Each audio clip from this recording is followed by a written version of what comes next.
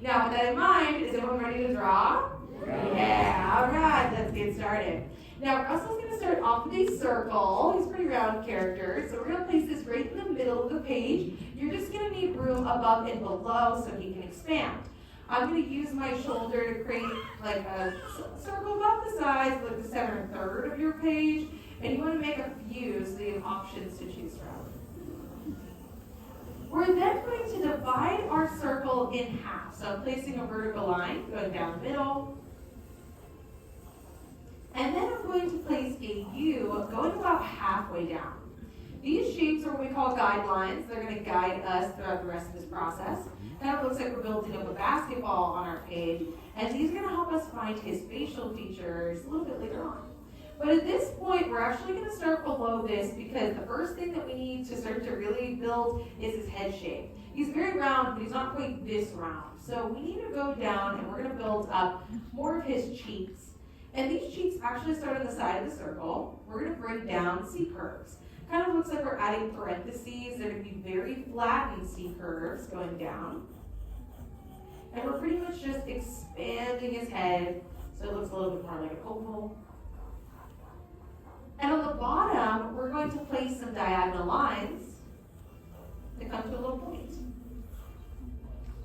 So this is going to give us that like chin there, but it's also going to start to build up his collar. We're going to give him a little bit of his outfit.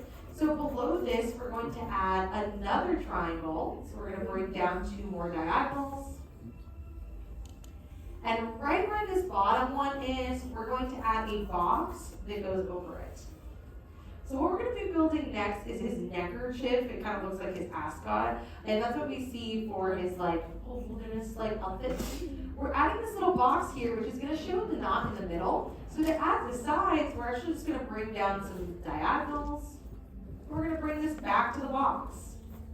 And right now, everything's starting to kind of blend together, right? It's hard to distinguish exactly what's happening. So right now what we're going to do, we're not going to add anything new. We're going to start to go back and we're going to darken in these shapes. So starting first with this box here, I'm going to lock this in. And as I do this, you're going to notice exactly what shape that is, and it's going to start to separate it from the rest of the features. This is also going to allow you to let everything else just fade away. So if there's something that you don't like on your drawing, like let's say one of those triangles just wasn't triangular enough, or you just didn't like that circle, that's okay. All of the light things will disappear at the end as long as you keep it light. I'm now going to start to darken in the rest of that like triangle there, just leaving anything inside of the square nice and light. And we can darken in the very first diagonals underneath his chin as well. It's going to give us those details.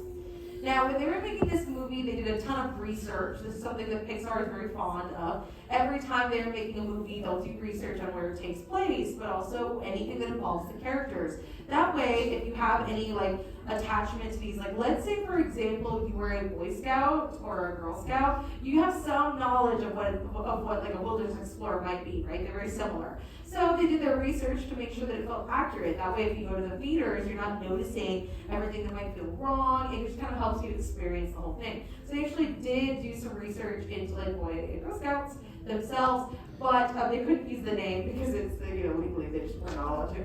So they ended up making a whole new version. That's how we get the Wilderness Explorers here. So same thing, different font, right? It's just a little bit different. Now, on the bottom of this like neckerchief here, we're going to add some little triangles, and these ones you can always consider just a little extra credit, but the goal is just to make it look like it was tied into a knot, and then you just have little pieces hanging off the end, right? So it's just gonna look like a little curve, or like a curved diamond almost. Feel free to make it your own though. It's fabric, it doesn't have to look one specific way. In fact, it's gonna change throughout the entire film. We're just going for like that basic shape there. You can even add little folds on the inside, just going out from the square, so adding some straight lines, and it gives it more of a compressed look. And at this point, you're actually done with your very first feature. That whole neckerchief is now complete. We're done with the bottom half of our drawing, and we're now going to start to move up toward the top half. And we're going to add some more of his details as well as his accessories. We're first going to start by giving him his ears. Now his ears are super boxy. These are going to start on the sides of his head. So at the bottom of the U, we're going to go to the side, and we're going to add pretty much a rectangle right here on the sides there. And his ears are very boxy, but even though the rest of his design is very, very round. Typically, throughout this film, what we see is there's a lot boxier shapes when it comes to Carl. If you've noticed, a lot of his stuff is very boxy. So like his chair is very like boxy, while Ellie's is very round. And they use a lot of shape language in this movie to tell us about the characters. So his like nose is pretty much a square, like his head is pretty much a square, for Carl at least. But a character here like Russell, they make him very round to show that he's a little more easygoing. Because if you try to roll a square, right, like you put a square on the ground, you try to roll it over, it's going to be kind of complicated. A circle will just go with the flow. And that's what they did here for these characters. Carl is very stubborn, while Russell is just kind of here for the ride, right? He's ready to go. Now we're going to go above his head and we're going to start to build up his hat. So we're going to go on this U that we made here, and we're going to add a big flattened U. So going from the edge of the U to the center of his head, we're taking a little chunk out of our circle. We're then going to go from that line, and we're going to add a big rainbow that goes from there down to the other side of the U. So as a whole, this new shape is going to look kind of like a sideways question mark, or it looks like Maui's hook. And it's going to be like the bill of the hat. Maui from Moana? You haven't seen Moana? Yeah, there you go. Yeah, exactly. Maui's got a big hook. Looks like that. We're then going to go to the top of his head, and we're not going to lock this in quite yet. We're going to add the back of the hat, which would just be a rainbow, going back from the center to again the other side of the U. And the reason that we're not locking this in yet is because we still need to give him his hair. His hair overlaps this just a little bit, and one thing that's great about drawing hair is just like the fabric, it doesn't have to look exactly like mine. Hair actually changes so much throughout like the day, right, or throughout the film. Even if you think about yourself in the park, right, at the beginning of the day, your hair's probably going to look one way, it's going to look a little different at the end. It's very flexible, things change. So feel free to make yours different than mine as well. I'm just going to add like 3 shark fins or 3 blades of grass. Just kind of poking out from the end of the bill there. And then you can just bring a straight down line down to the ear. So on each side of the sideburns is literally just a straight line. And you can darken in the hair as well as the remainder of the hat, so just anything that's not covered up by the hair itself.